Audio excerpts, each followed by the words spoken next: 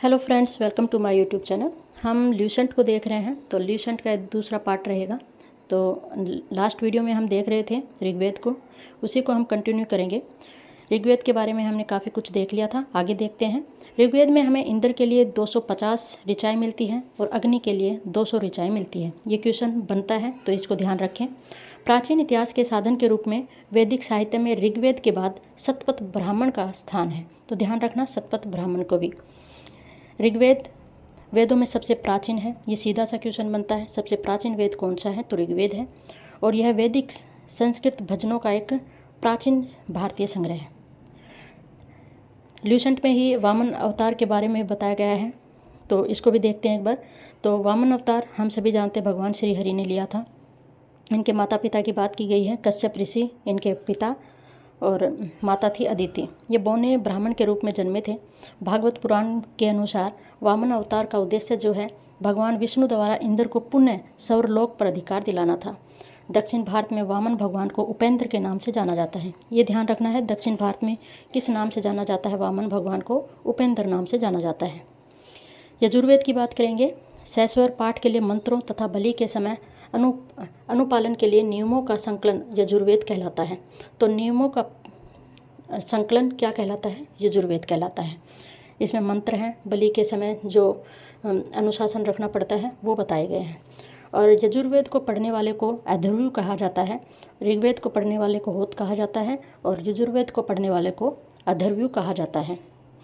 यजुर्वेद में यज्ञों के नियमों विधि विधानों का संकलन है। बलिदान विधि का भी वर्णन मिलता है इसमें।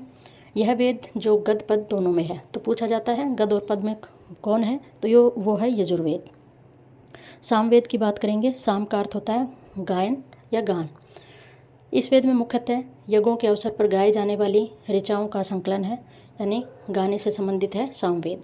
इसके पाठकर्ता को उधाता कहता है, तो ऋग्वेद के होत कहलाता है और यजुर्वेद का पाठकर्ता अथर्वयु कहलाता है और ये पाठकर्ता सामवेद के उधाता कहलाते हैं। इसका संकलन जो है ऋग्वेद पर आधारित है, क्योंकि सामवेद में जितनी भी ऋचाएँ हैं वो ऋग्वेद से ली गई हैं। तो ये क्या कहलाता है, इसका संकलन किस पर आधारित है, ऋग्वेद पर। तो सीधा सा क्वेश्चन बनता है, ऋग्वेद पर आधारित कौन सा वेद है, तो वो है सामवेद। इसका संकलन जो है ऋग्वेद पर आधारित है और इसमें 1810 सूक्त हैं जो प्राय ऋग्वेद से ही लिए गए हैं। इसे भारतीय संगीत का जनक कहा जाता है। तो भारतीय संगीत का जनक कौन सा वेद है, तो वो है सामवेद। इस प्रकार का क्वेश्चन बनता है यहाँ पर। यजुर्वेद और सामवेद में किसी भी विशिष्ट ऐतिहासिक घटना का वर्णन हमें देखने को नहीं मिलता है। अथर्ववेद की बात करेंगे। अथर्वा ऋषि द्वारा रचित इस वेद में कुल 731 मंत्र हैं और लगभग 6000 पद हैं। इसके कुल मंत्र ऋग्वेदिक मंत्रों से भी प्राचीनतर हैं, यानी इसमें जो मंत्र मिले हैं वो अथर्ववेद में जो मिले हैं वो ऋग्वेद से भी प्राचीन है। औषधियों का उल्लेख सबसे पहले अथर्ववेद में ही मिलता है। ऐतिहासिक दृष्टि से अथर्ववेद का महत्व इस बात में है कि इसमें सामान्य मनुष्य के विचारों अंधविश्वासों का वर्णन मिलता है। तो यहाँ पर सीधा क्वेश्चन बनता है कि अंधविश्वासों जादू टोनों का उल्लेख किस में मिलता है, तो वो मिलता है अथर्ववेद में। सर्वप्रथम औषधियों का उल्लेख कहाँ मिलता है, वो मिलता है अथर्ववेद में। पृथ्वी सूक्त के विवरण की बात करेंगे। पृथ्वी सूक्त को अथर्ववेद का प्रतिनिधि सूक्त माना जाता है, क्योंकि जो बातें अथर्ववेद में मिलती हैं वो ही पृथ्वी सूक्त में मिलती है हमें। इसमें मानव जीवन के विभिन्न पहलुओं का विवरण दिया गया है, जिनमें क्या क्या शामिल है वो देखेंगे। ग्रह निर्माण की जानकारी मिलती है हमें पृथ्वी सूक्त से। कृषि की उन्नति, उनकी प्रगति के बारे में वर्णन मिलता है। रोग निवारक यानी बीमारियों से बचाव और उपचार के उपाय बताए गए हैं। समन्वय, सामाजिक और व्यक्तिगत समन्वय देखने को मिलता है। विवाह व प्रणय गीतों का अनुष्ठान, उनके प्रेम गीतों का वर्णन मिलता है। राजभक्ति यानी राजा के प्रति निष्ठा और समर्पण का वर्णन मिलता है। राजा के चुनाव की प्रक्रिया का हमें पता चलता है। वनस्पतियों, औषधियों का पता चलता है। साप, वशीकरण, प्रायश्चित, इनके बारे में भी वर्णन मिलता है। इसके अतिरिक्त कुछ मंत्रों में जादू टोनों का भी वर्णन हमको मिलता है। तो ये जो है पृथ्वी सूक्त, ये जो है अथर्ववेद का प्रतिनिधि सूक्त माना जाता है, क्योंकि इसमें वही वर्णन मिलता है जो अथर्ववेद में हमें मिलता है। साकल शाखा जो है ऋग्वेद से जुड़ी हुई है, तो ध्यान रखना है साकल शाखा किससे जुड़ी हुई है, ऋग्वेद से। यजुर्वेद को शुक्ल यजुर्वेद और कृष्ण यजुर्वेद 2 शाखाओं में बांटा गया है।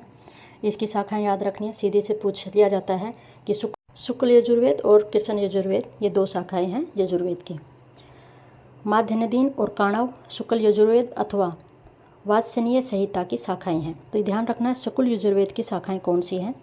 और इसके अतिरिक्त कृष्ण यजुर्वेद की शाखाएं काठक, कनिष्ठल, मैत्रायणी और तैत्तिरीय हैं।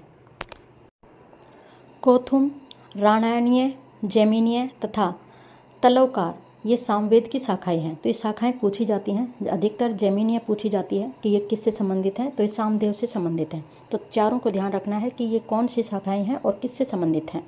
अथर्ववेद की शाखाओं की बात करें तो शौनक और पैपलाद ये अथर्ववेद की शाखाएं हैं।